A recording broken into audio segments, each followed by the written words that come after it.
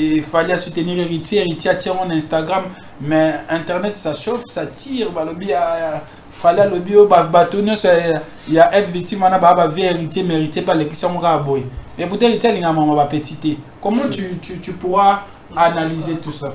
Il y a sur l'héritier il y a petite héritier il y a que mais est-ce que vous avez un peu de petit ça qui ça? La musique il fallait pas. Il fallait pas la musique que tout le monde a faire état avec qui revient et créer un problème. Pour aller à côté il y a papa nanga. Créer un problème to et pour aller à faire créer un problème on a fallu la limba apaiser monter. Donc une musique qui oh. Mais moi le concernant on a bien. Après si na message. Mais est-ce qu'il fallait avoir l'intention de diminuer héritier sincèrement? Non, soupe bête à moi, bah c'est les cas.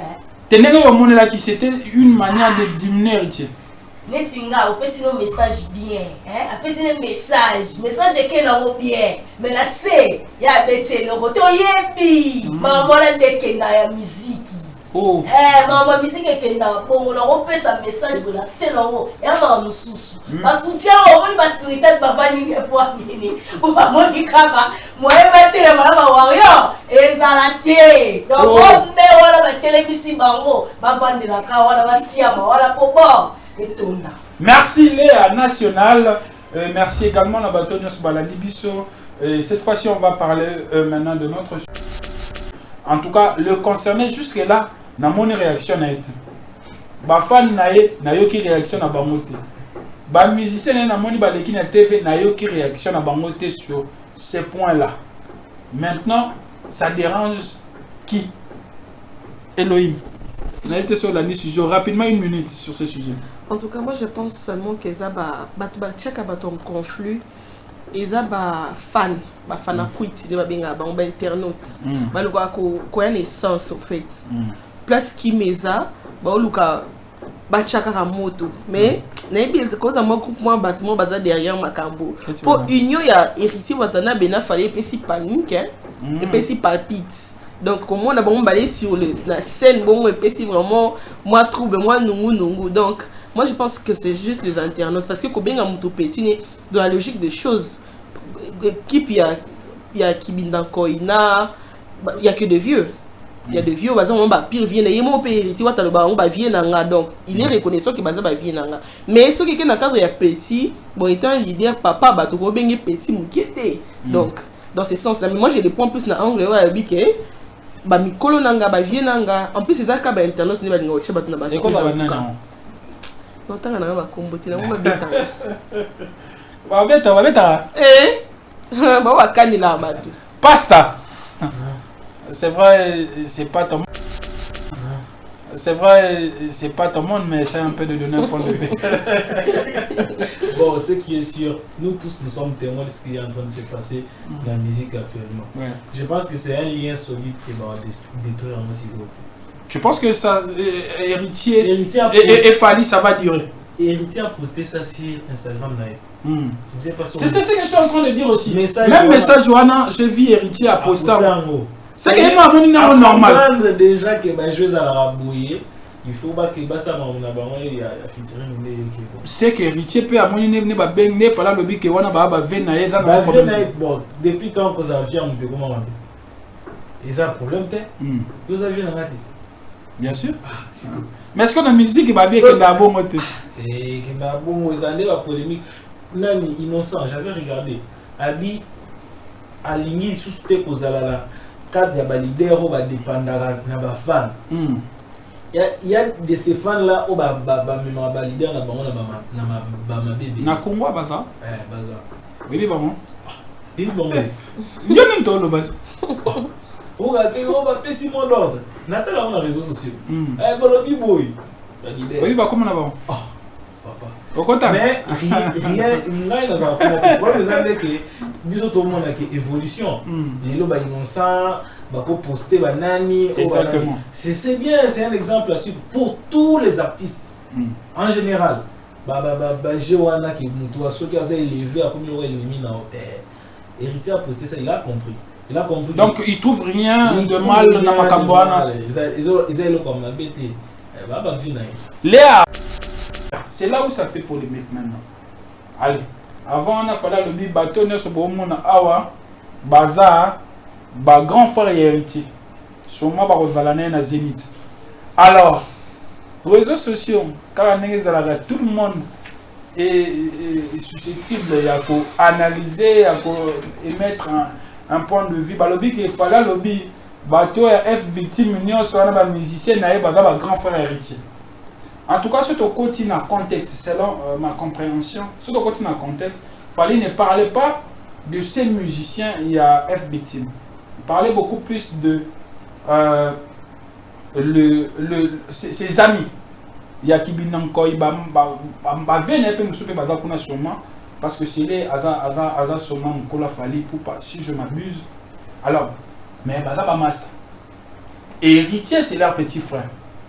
Alors, on est grand frère et héritier, on a héritier na Zénith. Alors, balang mususu, bouche mususu, balobi ke fali, abengi héritier, petit, même il y a des musiciens.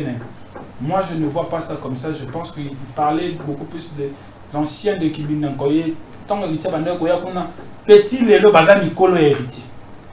Je ne vois pas le mal. Et fali, na âge plus âgé qu'héritier. Donc, ce Bengi est petit, je ne vois pas où ça dérange. Mais pour certains héritiers, leader, Wakobenga est petit, voilà.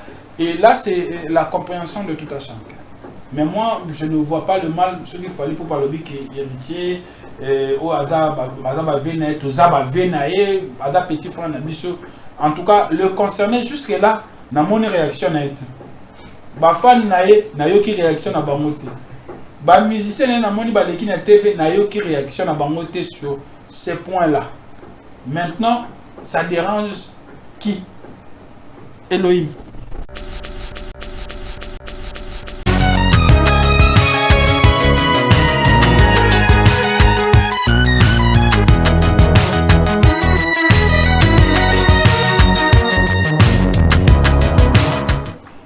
Voilà, nous sommes de retour aux réseaux sociaux et on va parler de cette histoire qui fait jaser, parler sur les réseaux sociaux. Ça un peu aussi de bouger le plateau ici. On parle de ces messages. Il y a Fali Poupa. Il y a adressé qui leur il y a concerné le Vélodrome. Il était en train de soutenir héritier Watanabe qui a un concert c'est 3 juillet na Zénith de Paris. En tout cas, c'est vrai, ces derniers temps, courant entre héritier et Fali Poupa, tout se passe bien. Alors, Fali Poupa profiter aussi de l'occasion où il y a un concert, notamment dans la commune héritier, Kitambo. Alors, à profiter qui peut pas lancer message dans les warriors sur le monde ou beaucoup plus, au dans Europe, en France, qui ne va pas billet à concert héritier. Pour que nous retourner Zénith. Alors, en parlant de ça, et avant que Fali Poupa lancer le message, il était aussi avec les anciens de Kibinda. Les anciens de Kibinda, Bato Bayebi, Kibinda Nkoi. Kibinda Nkoi. C'est un groupe de jeunes, je dirais comme ça. Oyo Babanda Penda Kala Nakitambo. Ils ont fait du succès na Kinshasa et Chilelo Bazana Kitambo. Alors Fali Poupa est aussi parmi les gens qui ont essayé un peu de prester là-bas na Kibinankoy. Et concernant Auto Beta na Stade de France, même qui paye moi quelques figures il y a Kibinankoy. Alors ça fait que lors de son concert, il y a remerciement, il y a fan na Kitambo. Alors, il a invité aussi ses anciens collègues. Héritier, c'est un natif de Kitambo. Et il a eu aussi le temps d'essayer un peu d'apprendre auprès de, je dirais, ses grands frères. C'est là où ça fait polémique maintenant. Allez, avant, on a fallu le dire, bateau ne se bomona awa, bazar, grand frère et héritier. Sûrement, bazalane na Zénith. Alors, réseaux sociaux, car tout le monde est susceptible d'analyser, d'émettre un point de vue. Balobi qu'il fallait lobby. Bateau F victime union soit un musicien naïf un grand frère héritier. En tout cas, sur ton côté dans contexte, selon ma compréhension, sur ton côté dans contexte, fallait ne parler pas de ces musiciens il y a F victime. Parler beaucoup plus de ses amis. Il y a qui binanko il va venir peu musupe baza kuna sûrement parce que c'est les aza sûrement kola fali pour pas si je m'abuse. Alors mais baza pas master. Héritier c'est leur petit frère. Alors bi ba honnête bon mona baza ba grand frère et héritier, ba rozalana héritier na Zénith. Alors balang mususu ba bouche mususu balobi ke fali abengi héritier petit même il y a ba musicien. Moi, je ne vois pas ça comme ça. Je pense qu'il parlait beaucoup plus des anciens de Kibina Koye. Tant héritier, petit lélo, bazar Mikolo héritier. Je ne vois pas le mal. Et Fali, na âge, plus âgé qu'héritier. Donc, si on a Bengi est petit, je ne vois pas où ça dérange. Mais pour certains héritiers, des leaders, Wakobenga est petit, voilà. Et là, c'est la compréhension de tout à chacun. Mais moi, je ne vois pas le mal, ce qu'il fallait pour parler qui est héritier, au hasard, petit frère Nabiso. En tout cas, le concerné jusque-là, dans mon réaction a été. Ba fan nayo qui réaction à Bamote. Ba musicien na moni ba leki na TV nayo qui réaction à Bamote sur ces points-là. Maintenant, ça dérange qui? Elohim. On a été sur la décision rapidement 1 minute sur ce sujet. En tout cas, moi je pense seulement qu'ils ont un conflit. Ils ont fan, fan à quitté, ils ont internaute. Ils ont une essence en fait. Plus qui meza, ils ont moto. Mais cause moi groupe moi bâtiment bazar derrière Makambo. Pour union il y a héritier watana bena fallait épais panique épais palpite. Donc comment on a bon balé sur la scène bon épais vraiment moi trouble moi nungu. Donc moi je pense que c'est juste les internautes parce que Kobenga Moutou Petit dans la logique des choses qui il y a Kibindanko il y a que des vieux. Il y a des vieux, on va pire vieux, il y a mon pays, tu vois, on va vieux nanga, donc il est reconnaissant que baza va vieux nanga. Mais ce qui est dans cadre il y a petit, bon étant un leader, papa, bah tu vois bien petit moukiete. Donc dans ce sens-là, mais moi je le prends plus dans l'angle où il y a bah mikolo nanga, bah vieux nanga. En plus c'est ça qu'à internet, c'est pas une autre chose, bah tu n'as pas. Et quoi ça va non? Non, tant qu'on a un combo, tu n'as pas béton. Va bêta. Bah va canner là, bah tu. Pasta. C'est vrai, c'est pas tout le monde, mais c'est un peu de donner un point de vue. Bon, ce qui est sûr, nous tous nous sommes témoins de ce qui est en train de se passer dans la musique actuellement. Ouais. Je pense que c'est un lien solide qui va détruire un aussi gros. Tu penses que ça, héritier et Fali, ça va durer? Héritier a posté ça sur Instagram d'ailleurs. C'est ce que je suis en train de dire aussi. Même message, Johanna, j'ai vu héritier à poster. C'est que c'est normal. Déjà que les joueurs à la bouillir, il faut pas que ça il a featuring. C'est que héritier peut amener ne ba ben ne fala lobi que wana ba venaye dans le bon depuis quand vous aviez on comment on dit. Et ça problème vous aviez dans raté. Bien sûr. Mais est-ce qu'on a musique va bien que d'abord moté. Et que d'abord ils allaient la polémique. Nani innocent, j'avais regardé. Abi aligné sous tes causes là. Quand il y a des leaders qui dépendent de fans. Il y a de ces fans là qui sont des leaders dans bébé. Na Congo baza? Baza. Oui, bon. Oui, bon. Il y a même tout le bas. On va faire si mon ordre. Nathalie on a les réseaux sociaux. Balobi boy. Oui, bah comment on a bon? Papa. Au contraire. Mais rien dans un problème que tout le monde a une évolution. Les gens innocents, ils poster banani. Exactement. C'est bien, c'est un exemple à suivre pour tous les artistes. En général, Johanna qui est ceux qui ont élevé à combien il mis dans l'hôtel. Héritier a posté ça, il a compris. Donc il trouve rien de mal dans Makambouana. Ils ont comme la bêtise. Léa national là. Alors dis-nous, héritier, il fallait soutenir héritier, tient mon Instagram, mais internet ça chauffe, ça tire, fallait le bio bâtonnier il y a F victime on a bah héritier mérité par les qui sont rabois mais pour héritier il y a maman petite comment tu pourras analyser tout ça il y a sur l'héritier il y a petite héritier il y a tek bakitisa héritier il y a mais est-ce que vous avez un peu mon tout petit ça kokitisa na ndenge kende la musique il fallait pas il fallait pas la ndenge la musique que tout le monde nani faire état avec qui est ravié nanga et créer un problème pour aller à kodenga yaya kulutu ya benga papa nanga et créer un problème to yebi pour aller à werana faire créer un problème wana ya fali na limba limba apesa monter to kende musique ekendaka oh mais moi le concernant on a bien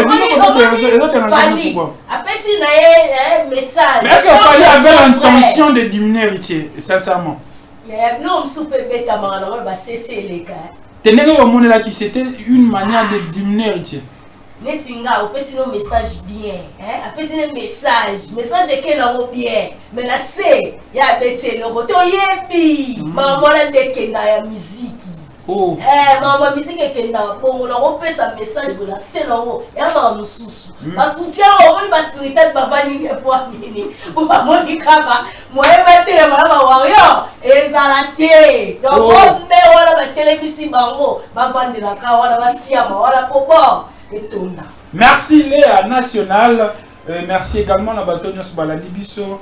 Cette fois-ci on va parler maintenant de notre sujet du jour. Les Toto Sabino, on va parler de la mort, ça fait peur, la mort. Déjà sur le beau temps, on va un jour. On a pensé ça sûr et certain. Donc cette année là, on a vu au corps raté et aliwa. Au corps raté nos konginda. Au corps raté nos corps ma pauvre. Mais au corps raté ne liwati. Donc t'as cosa boy. Tout ce qu'on a prophétisé. Dans les 2300 commencé. Ah voilà.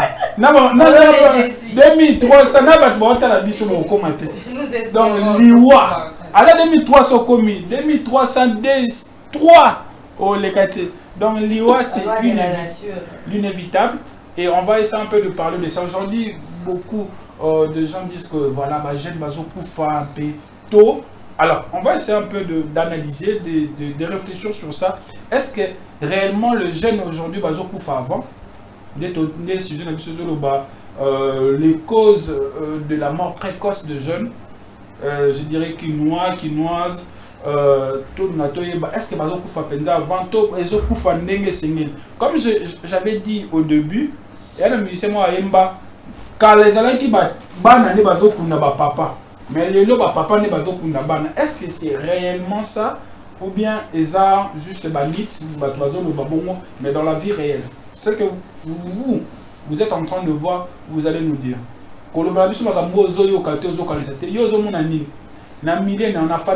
est-ce que ça va et pourquoi avant c'est ça je dirais la source ou l'âme de notre sujet. Alors on va le débattre ensemble avec vous, mais je dis un grand merci à Niki Bossé Melaboss qui nous suit en ce moment. Il y a tellement de gens, il y a Général Le Gaulois aussi à Zolanda Bisso, Deborah Mabaya à Zolanda Bisso depuis quelque part. Merci également à notre DG Madame Christmas, Maman Paradis qui nous suit en ce moment et à notre PCA M. Jean-Thierry Mosséné pour Éthique à peine le vainqueur de tous les dangers. À Zolanda Bisso, notre Bipro. Et merci beaucoup aussi à notre cordon immortel qui est en train d'assurer le tout. Merci également à Nabatounes Balanda Bisso. On se retrouve juste après ça pour parler de notre sujet.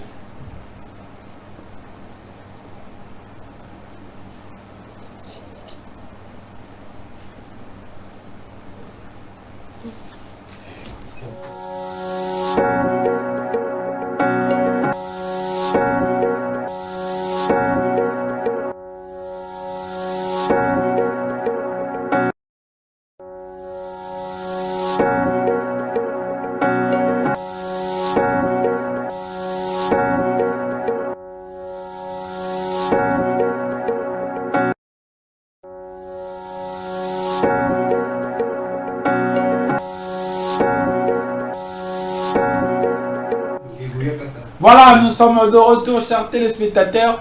En tout cas, on a un débat à Bassi. Moi, bon, débat à Bassi. Mais moi, ce qu'on a à côté présentation. Alors, na ebite ba basi to bana mwamba to na bana bima ba basi na bana na Léa national et bino pe bat bolanda biso numéro eza na bokoki ko participer na sujet na biso auto zone bela ba cause ya liwa ya avant ozo bomo ba jeune avant est-ce que pe ba jeune bazo kufa avant est-ce que ba jeune ndelelo bazo kufa mingi par rapport à Mikolo et c'est un peu notre sujet. Léa national, tu connais les sujets un mot déjà de l'entrée du jeu par rapport à notre sujet au Kolobani. C'est très triste, l'André Bat, donc c'est que là, les moments de Baki, les parents ont voté un biseau pour biseau de tout le monde.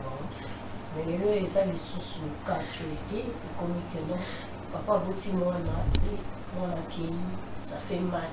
Au moins, papa on a servi par une soutien. En haut, mais la tête parce que à perdre moi l'amour au bout, peut-être à botailler car il mourra la vie. Ou à s'attendre à lui, à moi la mamie la beauté à tailler mon robot. À condamner, mais l'autre, à Boïsa Manzambe, des moments besoin qui est là. Selon la loi de la nature, au moins on a mon bail. À Koufi, papa, pour dire, maman, pour dire, ça fait triste, ça va pas si, parce que le problème est bien les chez le gène. Au moins, on a un bon ballon de marathon. Ok, le cas vie.